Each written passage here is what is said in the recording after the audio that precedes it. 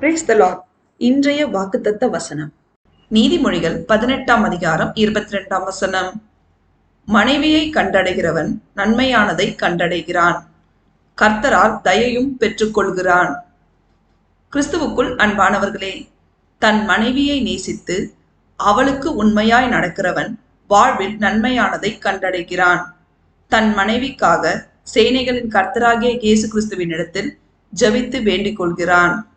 அவன் அவரிடத்திலிருந்து இரக்கம் பெற்று வாழ்க்கையில் பலம் பெறுகிறான்.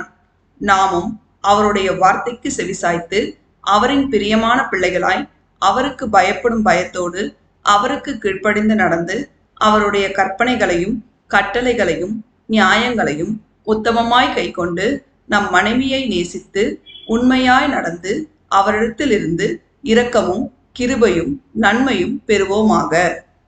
தேவன் நம் அனைவரையும் ஆசீர்வதிப்பாராக. ஆமேன்.